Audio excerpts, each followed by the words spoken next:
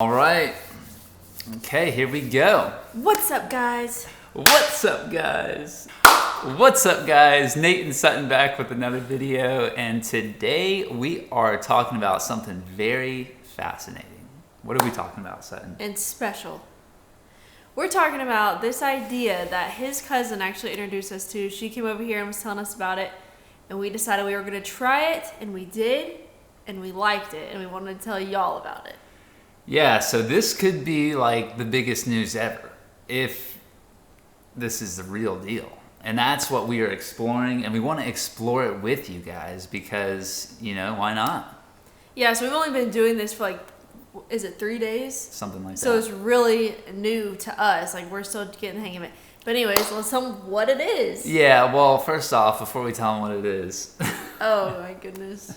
I kind of in the back of my mind, I was thinking I'm going to do this for a really long time. And then if I think it's the real deal, then we'll share it. But I thought, why not just go ahead and share it with our audience now so that we can kind of experience it together and get feedback off of one another. But anyway, so the idea is talking to God. And not praying to him, but also listening, receive a two-way conversation. Hearing his voice. That's what it's called. It's called two-way journaling. So it's you write what you have to say if you have anything to say, and then you just be still and listen. Yeah, so my cousin came over to our house the other day. What? I've never heard you stutter that bad.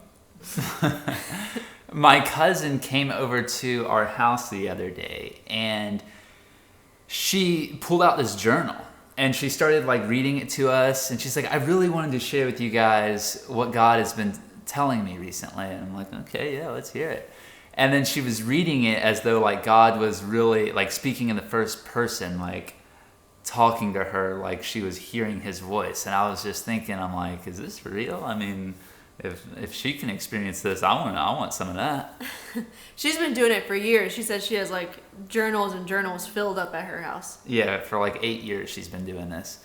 So she introduced us to this guy named Mark Verkler. He pretty much has this 4-step process on how to hear God's voice, and it's all biblical. So step number 1 is be still. And get quiet. Be still, get quiet in a place with God where you're not thinking about what you have to do or places you have to go, but really just sitting and quiet, being still, and knowing that he is God. Step number 2 is seeking Jesus. So you're sitting there in the quiet and you just fix your eyes on Jesus and think about him and just listen. Yeah, what I've been doing is I literally picture his face, him there with me. And then step number 3 is listen to spontaneous thoughts. So not thoughts that you are coming up with on your own, but thoughts that you feel they just kind of came out of thin air. Step number 4 is writing it down. So as you're listening and the thoughts are coming to you, you just start writing down what you're hearing. Don't think about it. Just write it down, and you can read back through it later to see what it says. Yeah, and so the whole idea here is to not judge the thoughts that you feel you're getting right away, or what you feel God is telling you. You just write it all down, and then later you can go back and kind of discern, okay, was this my thought or was this God telling me this?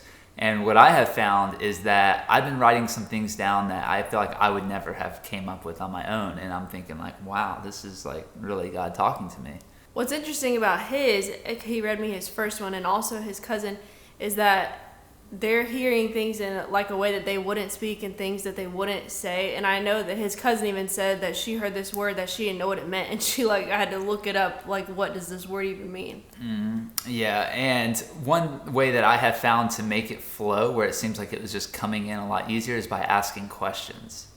So whatever the question may be, I've been starting it off usually by asking God, what do you want to tell me today? What do you want to say to me right now? Or how can I improve in this area of my life? Or am I living in a way, is there an area in my life that you want to clean up? Reveal to me how you want me to change things that I'm doing. And all of a sudden you ask these questions and you seek your eyes on Jesus, and then it just seems like you start receiving. Yeah, we were on a walk the other day, and he was telling me that he's like questioning, is it real? Even though I feel like when I heard when I heard his first experience, my eyes watered. Like I literally felt like I was listening to God talking. But he's like over here still questioning, like, is it real or is it my thoughts? I don't know. But I told him the first verse that came to my mind was, those who seek will find. And if you're sitting there in the silence and you're seeking God and you're seeking Jesus, he is going to speak to you. Yeah, and Jesus said, my sheep will hear my voice. So this is your opportunity to try to seek his voice. And this is not something that I would normally do, but I thought for the sake of us learning together and experiencing this together that I would share some of my first journal entry with you guys, just to give you an idea. He's typing his also, so if you're not big on writing, which he's not, you can just type it, which is a lot faster probably, and easier. Yep. So this is the first time that I journaled. This is what I heard. You're nervous to meet with me because you're afraid of what I could do in your life because of the things I may ask you to let go of and the things I want you to take hold of. I want you to spend more time with me and less on yourself. You're not ready to hear what I want you to give up. I want to also give you something beyond your wildest dreams, but you're not ready for that either. Just be patient, continue to seek me, and it will come. Be still and know that I am God. Seek Jesus. If you want to hear my voice, continue to come meet with me. I want you to know that I love you like you love your sons, multiplied by the stars in the universe. And then I asked him, is this really you speaking to me, God, or my own words? And he said, you are here, but I am he. These words are not your own. Nothing you do is of your own. And then I said, how do I know for certain that these words are yours? And then he said, listen and apply and watch the fruit take place in your life. My good fruit will be the evidence of what you are looking for.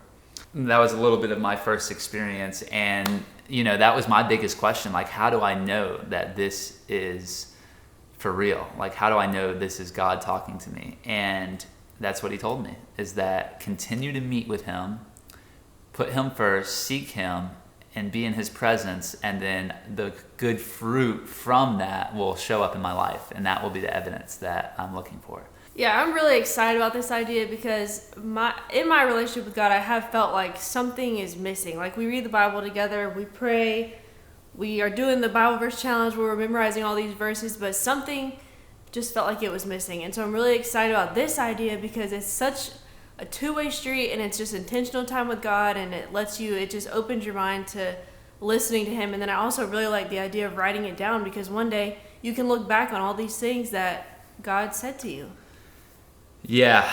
And yesterday, before my meeting with God, it sounds funny saying that, I was starting to think, like, maybe even a little pressure on myself that, I need to hear as much as I did yesterday, or maybe even more, and write that down.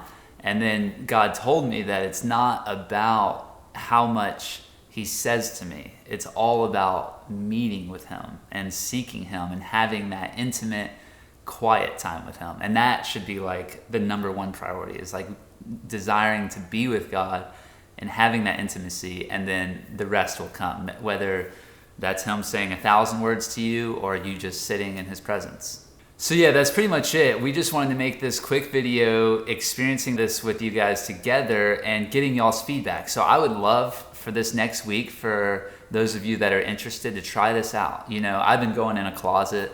You can go wherever you want, but just get somewhere really quiet, pull out your phone or journal, get ready to write down spontaneous thoughts that you hear, thoughts that just seem to pop up, and try not to judge them too much. Just write them down, and then go back and read them.